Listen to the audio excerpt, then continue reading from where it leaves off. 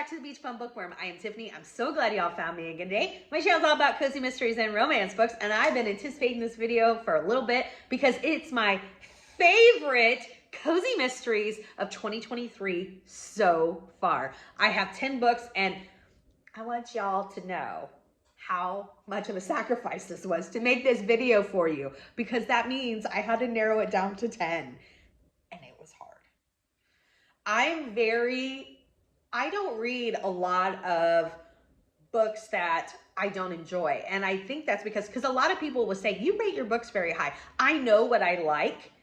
And so every once in a while, I'll try a new series that might not work for me, even though it's great to other people, just, you know, for whatever reason.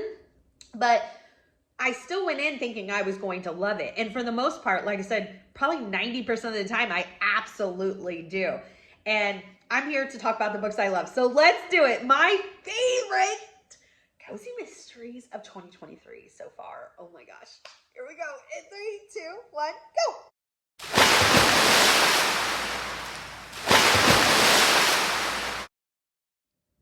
The first book that I have for you, this whole series is becoming one of my absolute favorites. It's the Noodle Shop series by Vivien Chien. The book I want to talk about is Killer Kung Pao right here. It is number 6 in the series. There are currently 8 out and 9 is coming out this month. I think it's on the 27th. I am interviewing her on the 29th at 7 p.m. and I cannot wait. One, because again, really becoming one of my favorite series, but also Vivien Chien is so hysterical, y'all. You don't want to miss it. She is super funny.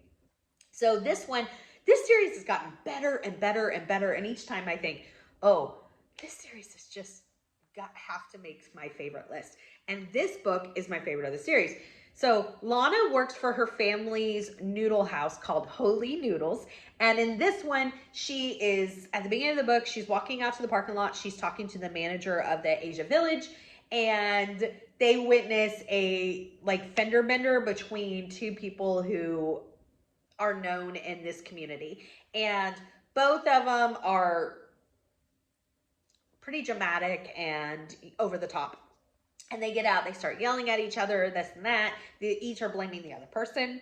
And the cops come and kind of take all the information and all that stuff. Well, I don't know if it's the next day or what, but at least the next day, might be more than that. Lana has an appointment at her hair salon, and she is always getting funky highlights in her hair. And this time she's putting silver in her hair.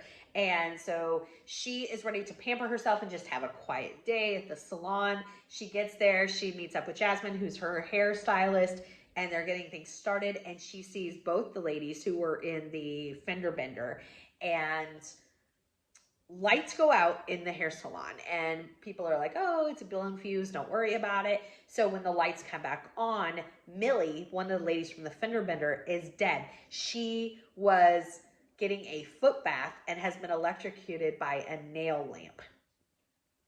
Now, why was this my favorite? Because I love the addition of the hair salon. I think that I would really love a hair salon cozy and need more. It was so much fun for that dynamic to be involved. I also loved that we saw a lot more of the Mahjong matrons, which are a group of women, 4 women that come into the Holy Noodle House every single day and order the exact same thing. We really got to know them a lot more in this book, and I really, really loved it. 5 cups of coffee all the way. One of my favorites of the year. Of course, it made the list. All right. These aren't in any particular order, by the way. These are just the 10. Okay, just want to say that. So the next one is the Love is Murder #1, Death of a Red Hot Rancher. Only one I've read in this series. This is by Mimi Granger, but it had to make my list because this is just the books, not necessarily the series that have been my favorites. Oh my goodness. Book 1 will be right here, Death of a Red Hot Rancher, like I said. So good. So our main character, Lizzie Hale, she may not be lucky in love, but she's lucky in business with a love bookstore. She has a romance bookstore called, it's called Love Under the Covers, which is a play on both. I loved it because it's a love. That's a really clever name. So she has an old house that's a bookstore, and she has set it up so that each subgenre or trope of romance has a little bitty space. So there's a historical room, and there's I don't remember what exactly all the rooms. I do remember one, just because it stuck out to me, was the erotica room is set up with a bed and very like silky and all this stuff and everything. And I just thought that was funny. But each subgenre has their own room, and it's kind of catered to that. So maybe the historical room is like set up Victorian. I just don't remember the exact details of which room was which. I just remember the erotica because, like I said, it stood out to me.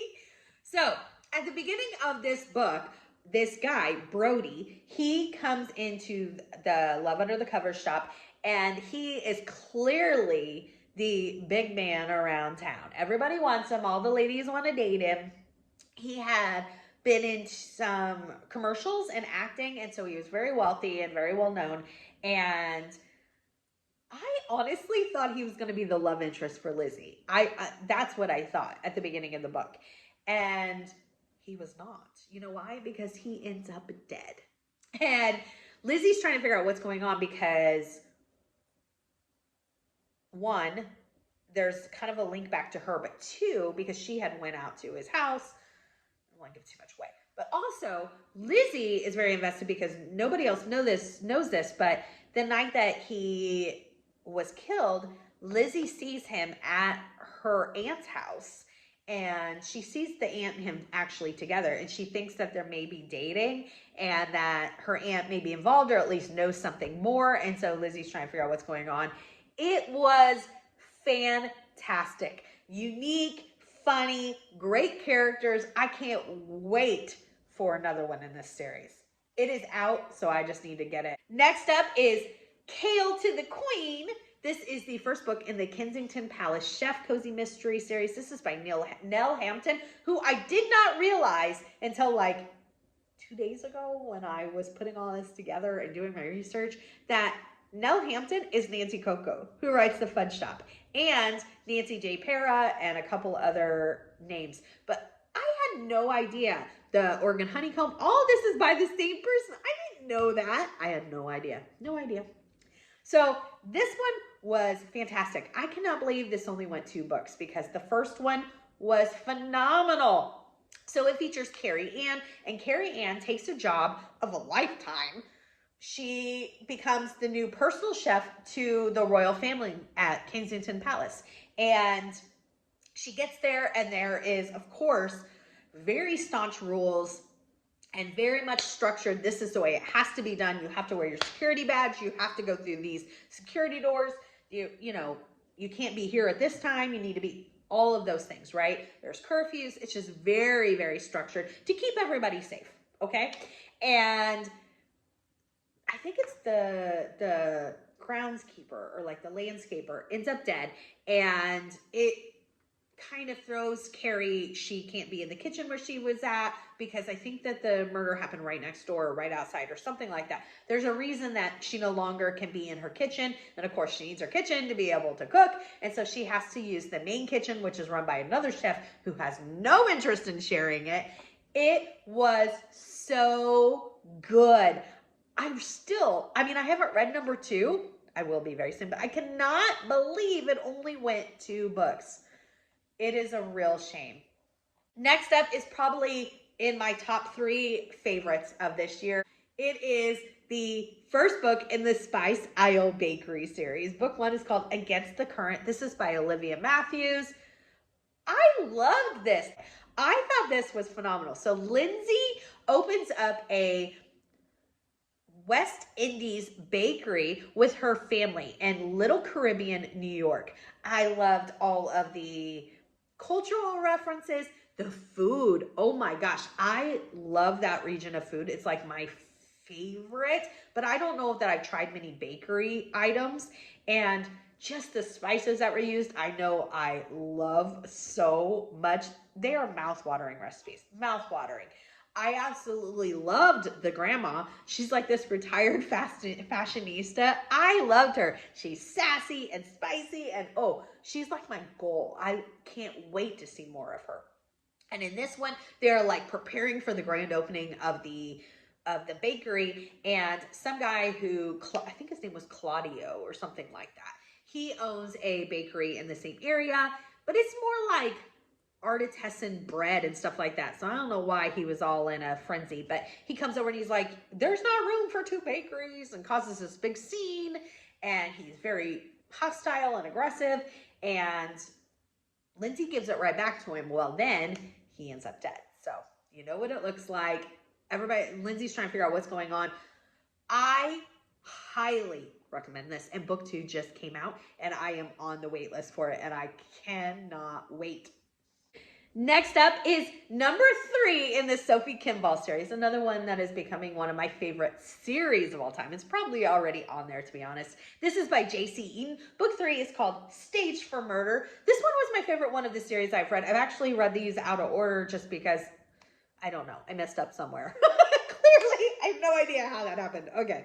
But because, of course, Staged for Murder, her mother and her mother's friends at Sun City West, the retirement community that we all know and love, or I know and love, are doing a play. And if y'all know me, I'm a theater buff. This is from a theater in St. Louis, Greece. It's from the Muni. The Muni is an outdoor theater in St. Louis. I miss it more than anything else about St. Louis. I am a huge theater play person, and so it was so much fun. I absolutely loved it. So Fee has moved to Arizona to kind of be more close to her mother. Her mother's very demanding and very needy. So what happens is, in the first book, she works for the Minnesota Police Department as an accountant, and one of the guys there who's a detective, they were very close friends. He's retiring, and he's moving to Arizona to open up a private investigation firm. And he asked her, why don't you come along and be my accountant, and then you'd be close to your mom. It's a win-win for everybody, although, again, mom's very needy, so I don't know if it's a complete win. But because she's not my mom, Harriet's one of my favorite characters. Maybe one of my favorite characters ever. She is a hoot. Her entire clan, they are seriously my retirement goals. Absolutely 100%. They live in Sun City West. They're always up to something. They're always involved in something. The shenanigans, the activities, the sassiness. I absolutely love them. And in this one, they've all joined a play, and one of the actresses has been killed, but Harriet and her friends that are still in the play are convinced that the ghost of the murder victim is haunting the play, because things are happening in this studio, or where they're, the auditorium. So much fun. Can't recommend this series enough. Not just this book, but this series. Fantastic. The next one is Long Island Iced Tina. This is the second book in the Catering Hall Mystery Series by Maria DiRico. This one came back with a bang, y'all, because I'm telling you, in book 1, I gave it 3 cups of coffee, which is a great rating, especially for a first book. But to go from 3 to one of my favorites of the year is absolutely incredible, but it deserves every accolade. So our main character, Mia, she works for her family's catering hall called Bellevue, which is interesting because that's also the name of a famous hospital. Anyways, I digress. Okay, so she works for her family's catering hall. Her family has pretty recently got away from like mob activity and are becoming like legit. And this one is hysterical. That is one of the things I love about it.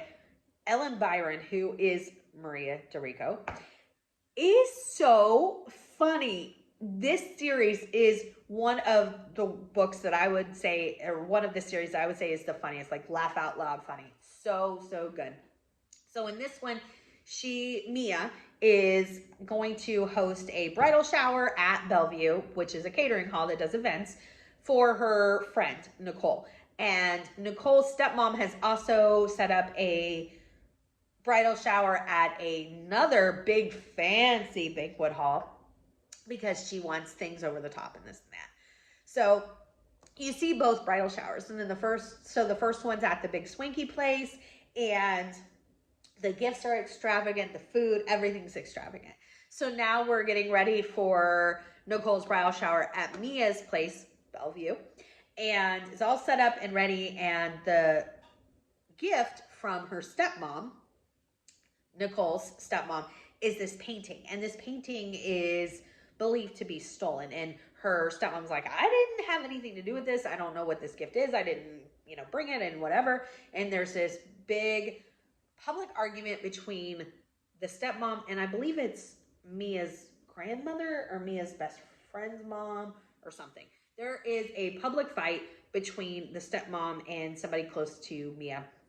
And later, after things are calmed down and settled, Mia is like clean after she's cleaned up and everything. I don't remember if it's that night or the next day when she comes back, but she finds the body of the stepmom. I cannot recommend this series stuff. I keep saying it, but I'm serious, y'all. It is so much fun. And I've said this a couple times, but one of the reasons I love this is because, again, their mob activity is not too far from the present. And they're talking about how the painting was stolen and, like, what they think happened.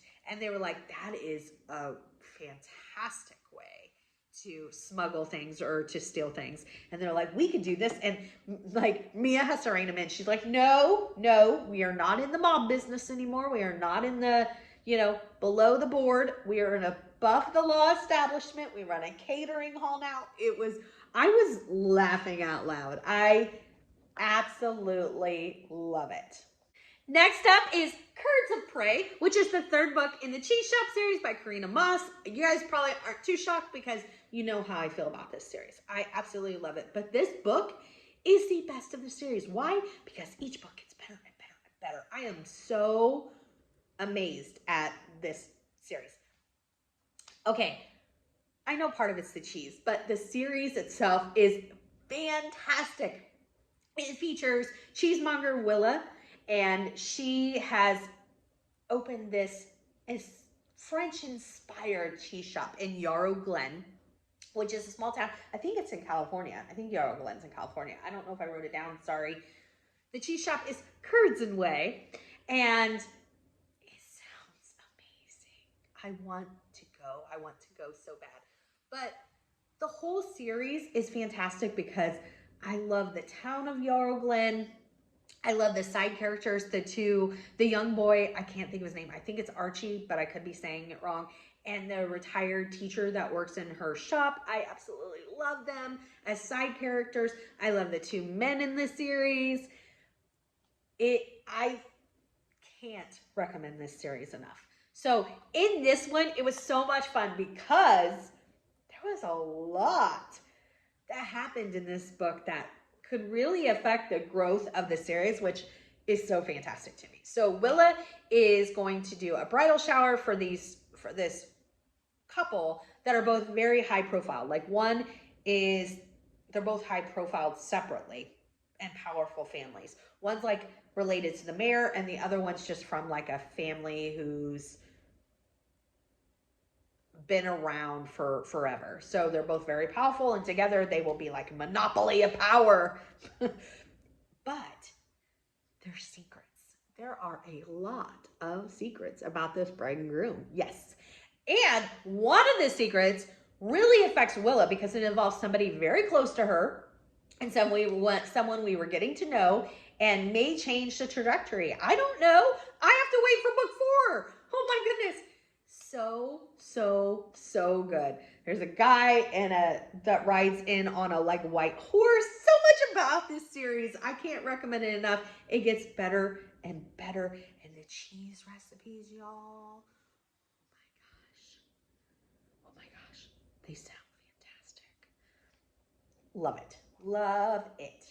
Next up is A Christmas Candy Killing. This is book 1 in the Killer Chocolate Cozy Mystery Series by Christina Romeril. Book 2 is coming out very soon, and I cannot wait because I absolutely loved book 1. So, oh gosh, I loved it.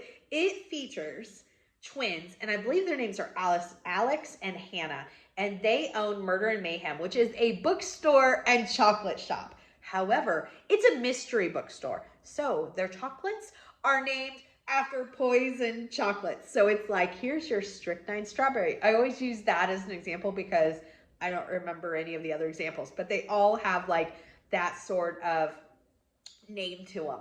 So in this one, they have a mystery book club at their shop. And one of the ladies in the book club, her name is Jane. She is a true crime fanatic.